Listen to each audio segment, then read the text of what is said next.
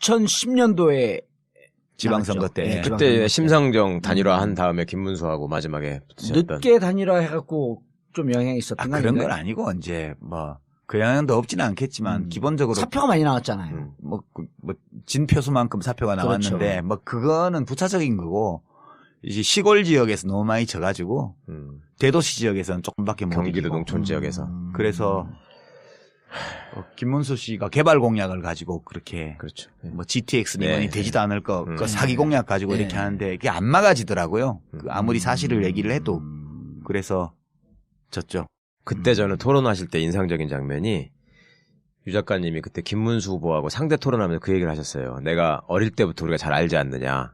그런 얘기 하면서 김문수 지사하고? 김문수 씨한테 내가 아는 김문수라는 사람이 저 한나라당 같은 당에 들어가가지고 그 안에서 살기가 편하지 않았을 텐데 되게 힘들었을 텐데 어떻게 견디는지 모르겠다. 이거를 말씀을 하셨는데 사실은 그 말씀에 녹아있는 얘기들이 저는 되게 이게 느껴졌었거든요. 근데 솔직히 그러니까 김문수 씨가 그때 답을 뭐라고 받았냐면요. 별로 할 말이 없으니까 갑자기 자기 개인적인 인연을 얘기하면서 유 작가님 동생 유시주 선생이 있거든요. 예. 그 양반을 얘기하면서 내가 거기도 가깝고 뭐 같이 감방 갔을 때 뭐 누가 또 같이 면회도 했고 뭐 이런 식의 옛날 추억으로 그냥 묻어가려고 하는 식으로 대충 넘어갔는데 그거 누가 물어봤어? 아니 그러니까 네. 달리 변명할 게 없으니까 뭐 우리가 사실은 뭐 같은 생각을 하면서 친한 사이 아니었냐 나를 너무 까지 말라라는 식으로 방어막을 치는 것처럼 보였어요. 네. 그런데 김문수 같은 사람 보면 무슨 생각이 드세요? 저는? 아니 지금 거기가 있어 이제 그 양반 소속구가 제일 부러워해. 그 양반이 제일 부러워하는 사람 소속구예요. 김문수 전 지사 같은 경우는 이제 정치 이론이나 어떤 도덕 이론 가지고는 해석이 안 불가능하고요. 되잖아요. 네. 신경생리학적인 해석밖에 안 남아 있어요. 전두엽에서 무슨 일이 벌어진 거야. 아니 그거 말고는 해석할 길이 없어요. 우리가 보통 어떤 사람이 젊었을 때와 전혀 다른 행동을 할 때 변절했다 뭐 어쨌다 비난을 하잖아요. 근데 그게 아닌 것 같아. 그냥 그거는 김문수 씨 자신도 어떻게 할 수 없는 것 같아. 전두엽에서 뭐 왜 우리가 중2병 걸려서 아들들이 막 인간 같지 않은 행동을 하잖아요. 여자애들도 그렇고 남자애들도 그렇고 중1, 중2 때 인간 같지 않은 말과 행동을 해요. 지랄 총량의 법칙이라고 하죠. 근데 그거를 부모들이 못 견뎌주고 지랄 총량의 법칙이야. 못 견디고 이렇게 하다 보면 아이하고 정서적인 유대가 깨져서 가정불화가 생기고 그래요. 근데 꼭 참아주고 믿어주고 이렇게 하면 정말 어느 날 갑자기 바뀌더라고요. 그 김문수를 참아주고 믿어주라는 말씀이세요 아니죠. 지금? 아니죠. 이거는 그 반대의 게 있어요. 고문을 해라 고문을. 그러니까 인간 같지 않은 말과 행동을 하던 아이가 예. 어느 날 갑자기 딱 인간이 돼요. 네. 이유가 뭘 것 같아요? 네. 전두엽 발달 때. 그 나이에 네가 사춘기 이른바 반항기를 통과하는 그때가 뇌과학으로 우리 전두엽 아니 저 얘기를 저렇게 진지하게 얘기해. 재밌습니다. 우리 전두엽 전두엽 부분에서 예. 그런 타인과의 관계 배려 맞아요. 이런 논리적인 맥락 이런 걸 우리 다 세포가 자라면. 관장하잖아요. 예. 그게 아이들마다 그 전두엽 분야 부분이 기능이 확충되는 시기가 다 다르대요. 근데 일반적으로 그게 사춘기래요. 그게 네. 그게 뇌가 폭발하는 거예요, 그때. 김문수 이제 사춘기가 온 거야? 그렇지, 아니지. 그 반대의 과정이 진행된 거라고 봐야지. 전두엽에 뭔가 그런 기능이 작동하지 않게 하는 예. 그 예의와 염치와 일관성과 이런 것들을 지킬 수 없게 만드는 신경생리학적 변화가 전두엽에서 일어났음에 분명하다. 그러니까 그렇지 않고는 해석할 길이 없어. 아니, 이제 2달 전에 탄핵을 해야 된다고 얘기하다가 갑자기 느닷없이 느닷없이 가갖고 소속구하고 같이 태국기를 메고. 그러니까 우리가 김문수 씨를 비난할 게 아니고 예. 김문수 씨의 뇌에 있는 전두엽에 있는 몇 번 신경세포 예. 그걸 찾아가지고 그 신경세포를 비난해야 돼. 너 때문에 이렇게 됐다. 전에 한번 유시주 선생님은 제가 그런 글을 쓰셨던 게 기억이 나거든요. 정확한지 모르겠는데 택시를 타고 가는데 나 미워하지 않아. 이해해요. 그 신경계통 그걸만 미워해. 네, 그거는 김문수라는 인격체도 어떻게 할 수 없는 변화예요. 이게 자기 자신도 좋아서 하는 게 아니야. 그냥 그렇게 되는 거예요. 그래서 우리가 그거를 그 20대 때 30대 때의 김문수하고 비교해서 그 사람을 비난하는 거는 굉장히 그건 부당한 거예요.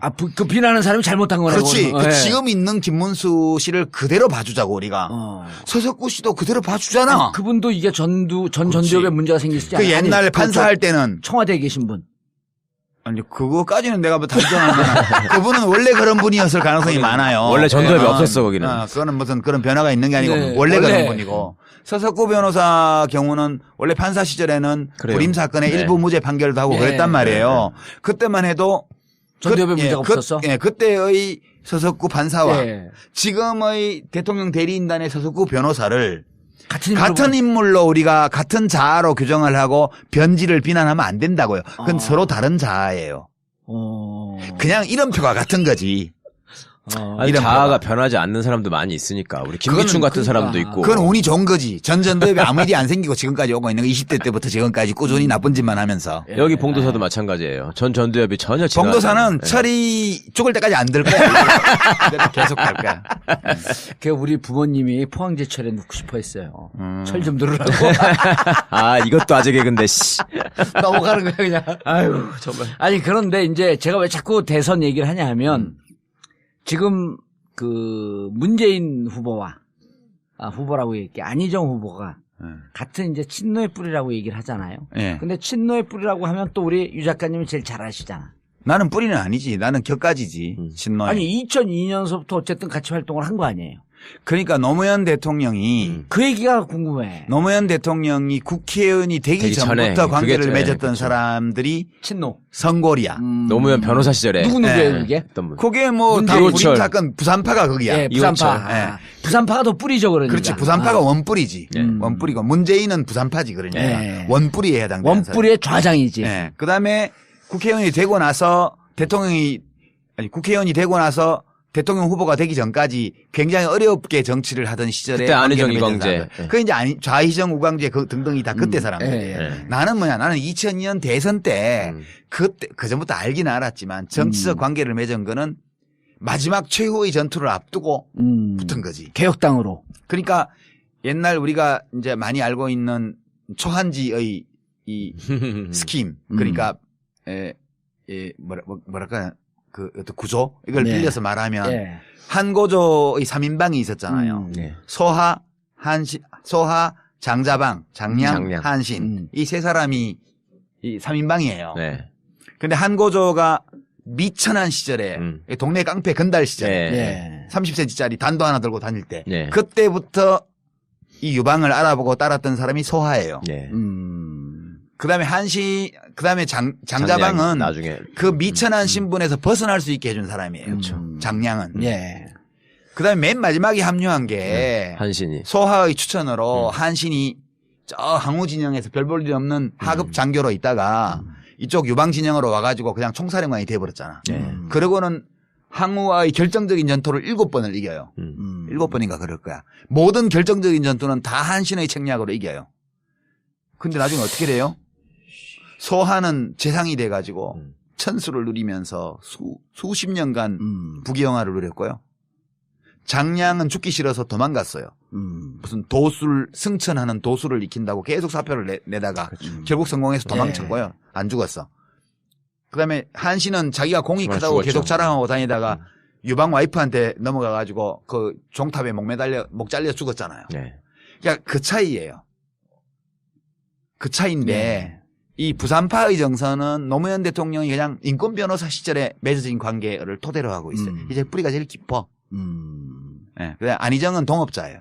노 대통령 표현에 따르면 문재인은 친구. 안희정은 동업자. 유시민은 자원봉사자. 자봉에 불과하시다. 나는 자봉에 불과한 사람이에요. 자봉인데 자봉 열심히 했고 좀 뭐 일도 좀 할 줄 안다고 정규직으로 찍어, 정규직으로. 그러니까 부서를 일단 계약직으로 잠깐 써뒀죠. 그런 정도. 근데 계약직인데 열심히 했고 일은 잘해. 뭐 그런 정도 평가. 자, 그러면 지금 그 문재인 그 부산파와 안희정 금강파 뿌리가 틀리잖아요. 뿌리가 틀리죠. 아니, 왜냐면 제가 양측을 뿌리가 다르지. 양측을 우리 이제 유 작가님한테 묻고 지금 이제 그 둘이 계속 갈등 관계가 어떻게 될 거냐라고 하는 게 무척 궁금해하는 사람들이 많아요. 그래서 양측을 다 깊이 취재를 해봤더니 완전히 이게 뭐 적대적 골이 아니라 완전히 다른 집안이야. 문화와 분위기가 좀 달라요. 그러니까 친노라고 하는 큰 울타리에 있을 뿐이지. 그래서 저기는 제가 보기에는 노무현 대통령은 문재인과 부산 친구들은 동지로 본 것 같고 이쪽은 동업자라고 실질적으로 표현했기 때문에 동지보다 친구예요. 친구 동업자야. 친구 동업자 자원봉사자 이렇게 세 그룹이 있어요. 친노에는. 지금 자원봉사자 어떤 사람은 이거를 선골, 진골, 육두품 이렇게 얘기하기도 해요. 네. 나는 육두품에 들어가요. 육두품. 육두품 중에서 좀 잘 보여갖고 출세한 놈. 그런 거에 해당되고 지금 그렇게만 있는 건 아니에요. 사기꾼도 있어요. 겉으로 친노라고 하면서 알고 보면 그 팔고 다니는 놈들. 그게 제일 많아 지금. 많아. 아니 물론 족보 위조해서 만들어 가지고 선골에 들어가기도 하고 진골에 들어가기도 해요. 근데 그건 다 표시나. 그러니까 지금 노무현의 친구와 노무현의 동업자가 지금 예선에서 경선을 치르게 돼 있어요. 양강구도예요 지금. 2010년도에 지방선거 때. 그때 심상정 단일화한 다음에 김문수하고 마지막에 붙으셨던. 늦게 단일화 해갖고 좀 영향이 있었던 거 그런 건 아니고 이제 뭐 그 영향도 없지는 않겠지만 기본적으로 사표가 많이 나왔잖아요. 뭐 진표수만큼 사표가 나왔는데 그렇죠. 뭐 그거는 부차적인 거고 이제 시골 지역에서 너무 많이 져가지고 대도시 지역에서는 조금밖에 못 경기도 이기고. 농촌 지역에서. 그래서 김문수 씨가 개발 공약을 가지고 그렇게 그렇죠. 뭐 GTX-는 되지도 않을 그 사기 공약 가지고 이렇게 하는데 그게 안 막아지더라고요. 아무리 사실을 얘기를 해도. 그래서 졌죠. 그때 저는 토론하실 때 인상적인 장면이 유 작가님이 그때 김문수 후보하고 상대 토론하면서 그 얘기를 하셨어요. 내가 어릴 때부터 우리가 잘 알지 않느냐. 그런 얘기 하면서 김문수 지사하고? 김문수 씨한테 내가 아는 김문수라는 사람이 저 한나라당 같은 당에 들어가가지고 그 안에서 살기가 편하지 않았을 텐데 되게 힘들었을 텐데 어떻게 견디는지 모르겠다. 이거를 말씀을 하셨는데 사실은 그 말씀에 녹아있는 나 미워하지 않아. 이해해요. 그 신경계통 그걸만 미워해. 그거는 김문수라는 인격체도 어떻게 할 수 없는 변화예요. 이게 자기 자신도 좋아서 하는 게 아니야. 그냥 그렇게 되는 거예요. 그래서 우리가 그거를 그 20대 때 30대 때의 김문수하고 비교해서 그 사람을 비난하는 거는 굉장히 그건 부당한 거예요. 그 비난하는 사람이 잘못한 거라고. 그렇지. 지금 있는 김문수 씨를 그대로 봐주자고 우리가. 서석구 씨도 그대로 봐주잖아. 아니, 그분도 이게 전 전두엽에 문제가 생기시지 그 않아요? 옛날 판사할 때는 청와대에 계신 분.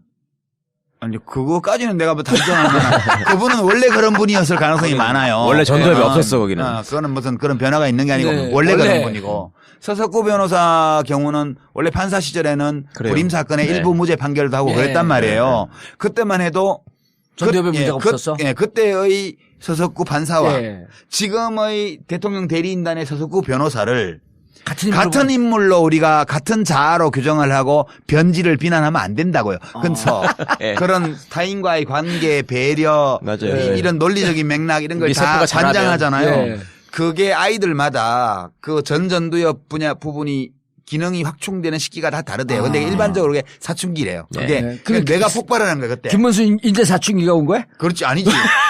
그 반대의 과정이 진행된 거라고 봐야지. 전두엽에 뭔가 그런 기능이 작동하지 않게 하는 그 예의와 염치와 일관성과 이런 것들을 지킬 수 없게 만드는 신경생리학적 변화가 전두엽에서 일어났음에 분명하다. 그렇지 않고는 해석할 길이 없어. 이제 2달 전에 탄핵을 해야 된다고 얘기하다가 갑자기 느닷없이 가갖고 서석구하고 같이 태국기를 메고. 그러니까 우리가 김문수 씨를 비난할 게 아니고 김문수 씨의 뇌에 있는 전두엽에 있는 몇 번 신경세포 그걸 찾아가지고 그 신경세포를 비난해야 돼. 너 때문에 이렇게 됐다. 전에 한번 유시주 선생님은 제가 그런 글을 쓰셨던 게 기억이 나거든요. 정확한지 모르겠는데 택시를 타고 가는데 있는 얘기들이 저는 되게 이게 느껴졌었거든요. 근데 솔직히 그러니까 김문수 씨가 그때 답을 뭐라고 받았냐면요. 별로 할 말이 없으니까 갑자기 자기 개인적인 인연을 얘기하면서 유 작가님 동생 유시주 선생이 있거든요.